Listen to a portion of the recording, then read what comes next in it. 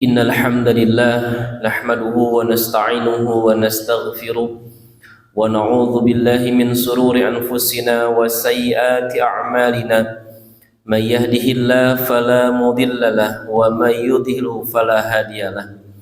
Asyhadu an la ilaha illallah wahdahu la syarika lah wa asyhadu anna Muhammadan abduhu wa rasuluh alladzi la nabiyya ba'dah, amma ba'du. فقال الله تعالى في القرآن الكريم أعوذ بالله من الشيطان الرجيم يا أيها الذين آمنوا اتقوا الله حق تقاته ولا تموتن إلا وأنتم مسلمون اللهم صل على محمد وعلى آله وأصحابه ومن تبعه بإحسان إلى يوم الدين. Hadirin jamaah salat Jumat rahimakumullah. Puji dan syukur kita panjatkan kehadirat Allah Subhanahu wa taala. Di siang hari ini Allah mudahkan langkah kita. Allah ringankan kaki kita untuk bisa melaksanakan salah satu bukti cinta dan taat kita kepada Allah dan Rasulnya, yaitu melaksanakan ibadah salat Jumat. Maka mudah-mudahan ibadah salat Jumat yang kita laksanakan di siang hari ini diterima oleh Allah Subhanahu wa taala. Salawat dan salam senantiasa tercurahkan kepada teladan kita semua, uswah dan qudwah, yaitu Rasulullah sallallahu alaihi wasallam. Hadirin jamaah salat Jumat rahimakumullah. Tentu semua orang menginginkan keuntungan. Tidak ada orang yang ingin rugi. Kalau kita punya perusahaan, kita pengen perusahaan kita untung. Kalau kita punya lembaga, kita pengen lembaga kita untung. Kalau hadirin jualan, maka kita pengen jualan kita untung. Tidak ada orang yang ingin rugi. Dan memang setiap orang menginginkan keuntungan. Namun seringkali ketika kita berbicara untung dan rugi, itu hanya sebatas materi saja. Kalau jualan kita tidak laku, dagangan kita nggak laku, maka kita bilang rugi. Al-Quran sudah memberikan informasi kepada kita bahwa ada orang-orang yang rugi dalam versi Quran. Di dalam Al-Quran kita menemukan Allah Subhanahu wa ta'ala ketika berbicara tentang kerugian itu menggunakan beberapa bentuk kata rugi. Yang pertama kita temukan dalam surat Al-Asr. Wal asri innal insana lafi khusrin. Wal asri, demi waktu. Innal insana, sesungguhnya manusia itu lafi khusrin, benar-benar berada dalam kerugian. Khusrin. Kenapa di sini disebut dengan khusrin? Ya, khusrin itu kalau kita terjemah rugi.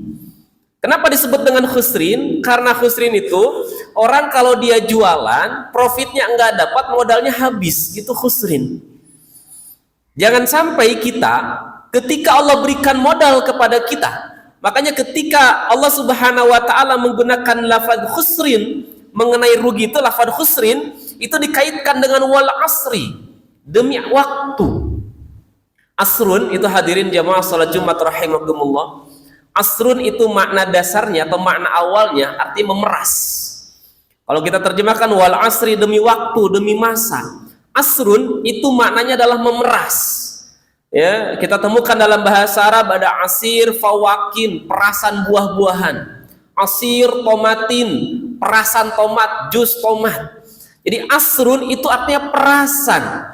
Kenapa disebut dengan perasan? Karena kita semua yang hadir, semua manusia yang ada di muka bumi ini, kita semua sedang memeras waktu kita. Setiap orang Allah berikan dalam sehari 24 jam. Ada orang yang 24 jam dia peras waktunya dengan mengerjakan amal soleh. Tapi ada juga orang yang Allah berikan waktu 24 jam tapi dia peras dengan kemaksiatan-kemaksiatan. Seorang pencuri, dia sedang memeras waktu. Ketika pagi hari dia mengintai rumah tersebut, siang hari dia perhatikan, malam hari dia beraksi, maka semua aktivitas yang dilakukan oleh seorang pencuri, dia sedang memeras waktunya. Maka hadirin jamaah salat Jumat rahimakumullah, mereka yang tidak mampu memeras waktunya dengan amal soleh, mereka yang tidak mampu memeras waktunya dengan kebaikan, lafi khusrin, mereka benar-benar berada dalam kerugian. Yang kedua, kenapa para ulama atau di dalam surat Al-Asr ini Allah Subhanahu wa taala menggunakan bentuk lafi khusrin dikaitkan dengan wal asri. Wal asri kata para ulama tafsir itu maknanya adalah waktu asar. Kenapa disebut dengan waktu asar? Karena waktu asar adalah waktu yang sangat sempit. Para ulama menyebut wal asri, waktu asar adalah waktu yang sangat emergensi, waktu darurat. Kita hidup di muka bumi ini nggak lama. Nabi SAW menyampaikan kita hidup di muka bumi ini kisaran 60 sampai 70, nggak lama, sebentar. Dan waktu yang sebentar ini nanti kita akan mengalami kehidupan yang begitu panjang, kekal dan abadi. Maka mereka yang tidak mampu menggunakan waktunya dengan sebaik mungkin, maka mereka adalah orang-orang yang akan mendapatkan kerugian.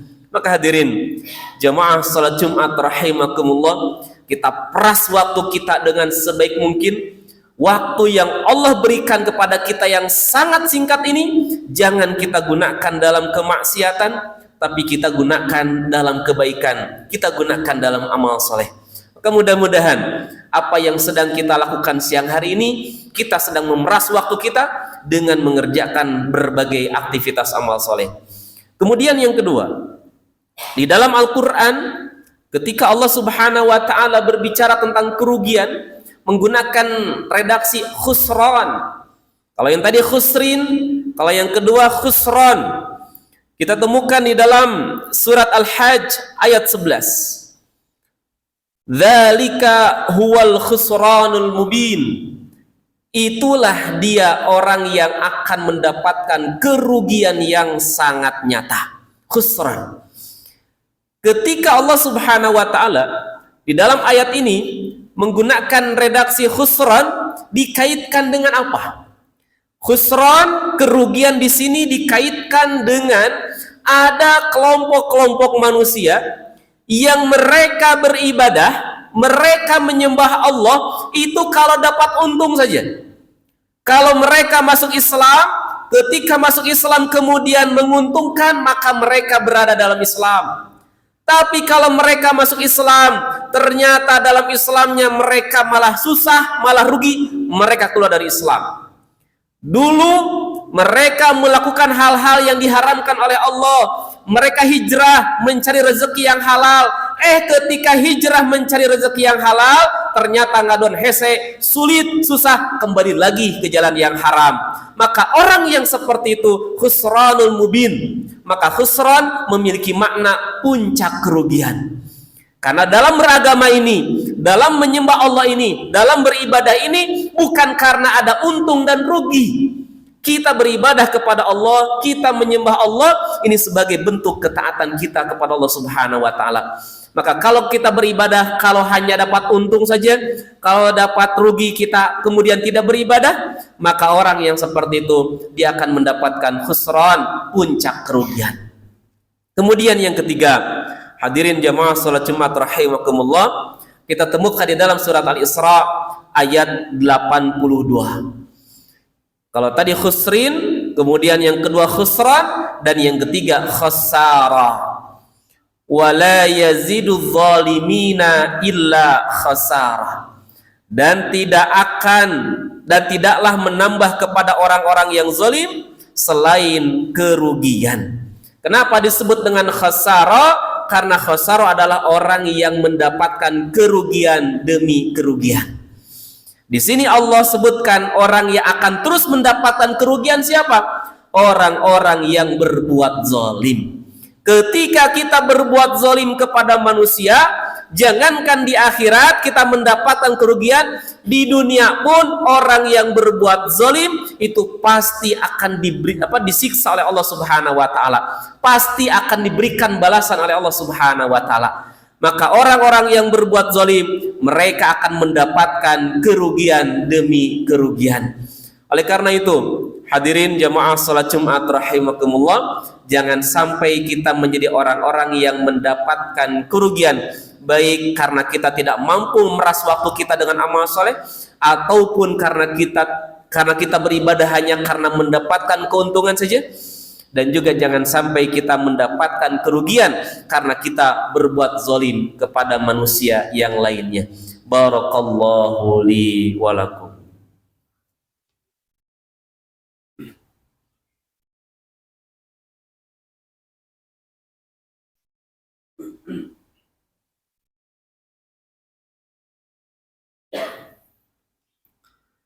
Alhamdulillahi rabbil alamin. Wassalatu wassalamu ala asrafil anbiya'i wal mursalin wa ala alihi wa ashabihi wa man tabi'ahu bi ihsanin ila yaumiddin. Asyhadu an la ilaha illallah wahdahu la syarika lah wa asyhadu anna Muhammadan abduhu wa rasuluh alladzi la nabiyya ba'dah, amma ba'du. Allahumma salli ala Muhammad wa ala alihi wa ashabihi wa man tabi'ahu bi ihsanin ila yaumiddin. Hadirin jamaah salat Jumat rahimakumullah, maka kita berusaha bagaimana kita menggunakan waktu